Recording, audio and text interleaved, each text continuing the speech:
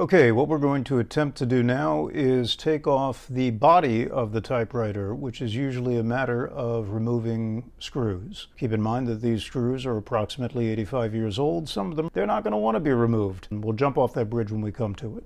Screws on a typewriter this old are always flathead screws. Phillips heads were not invented then. You kind of have to look for how the body is secured. Here are two big screws holding on this plate right here. This top plate. I see two more screws here, one where my thumb is and one here that are also holding it on. So once I get those four screws off, the top piece should lift off. Those are the visible screws, the ones that I know are securing these parts right now.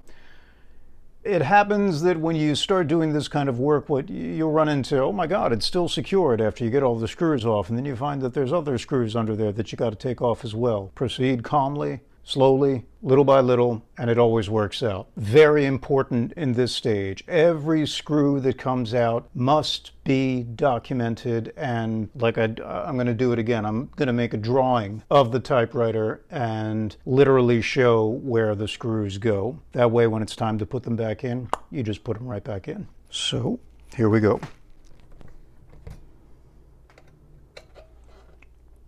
On this one, I can see that there was a rubber washer or gasket, I'm not sure if you can see that right here, that is now flaking and falling apart because it long ago ossified. Maybe that's something to replace later.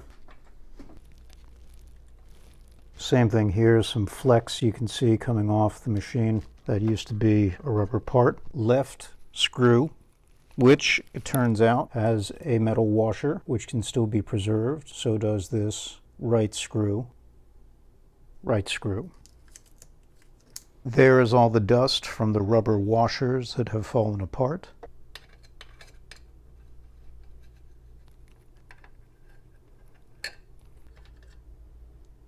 Left screw.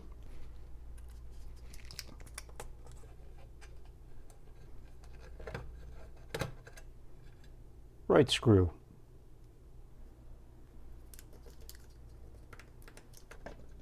It's like Darth Vader's helmet. It is your destiny. Side plates next.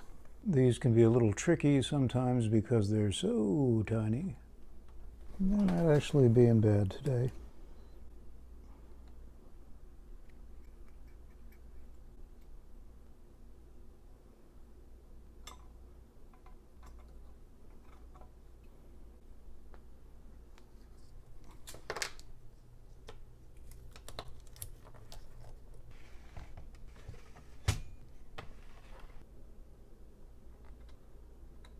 This side is the one with the line spacing mechanism attached to it, so we want to be extra special careful here to make sure that we're not throwing that off.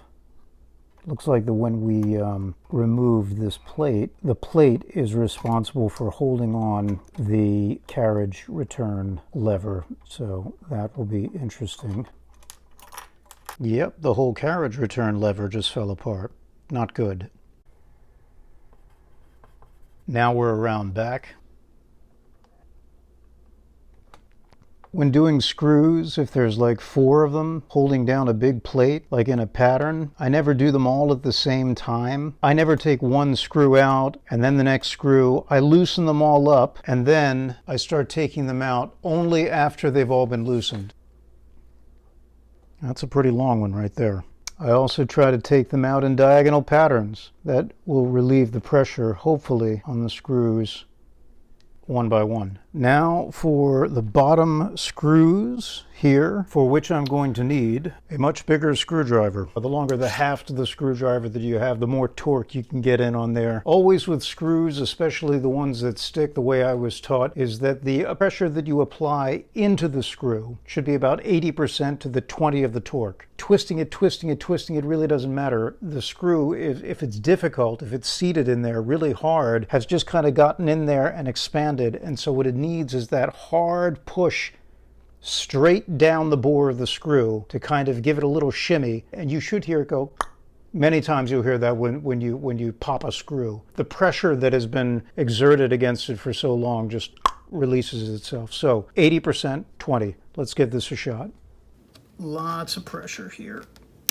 There you go. Did you hear that tick? That's what did it. Now it slowly starts to move, and you can actually feel the tension in the spring easing off. And if you look very carefully, you could actually see a little bit of flexion right here on this panel, because the screw was holding it tight for so long that now it's finally just kind of easing off. Let's do that for all four. 1, 2, and then 3, 4 on the other side.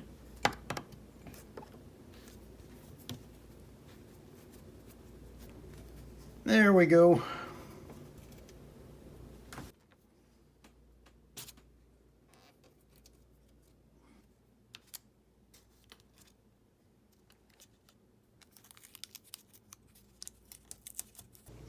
I've been trying to pull off this housing here. I thought that I had it, like I said, but then sometimes you go, oh, there's other screws that are holding everything on. And in this case, I think what's holding it on are the feet. The screws holding the feet in are drilling up from the bottom and locking into the frame.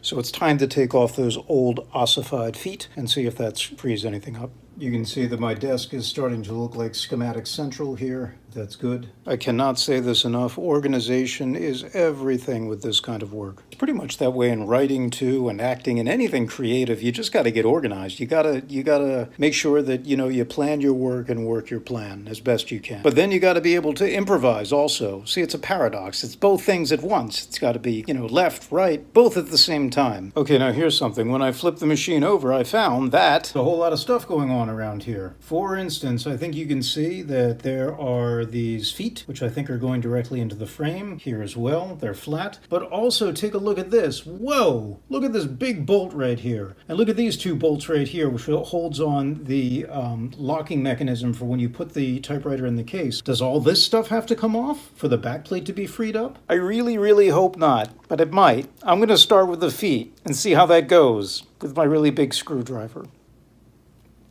That came out pretty easily. Yep.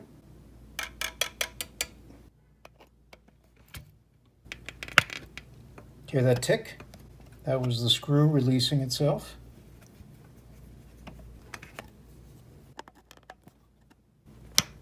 There it is again. Tick.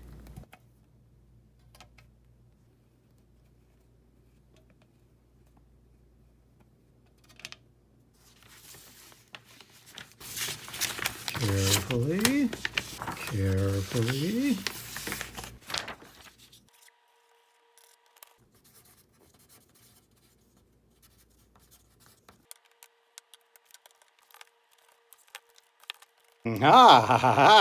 Look what happens now. I was right. Now the frame pulls right off the typewriter. Well, maybe with a little help.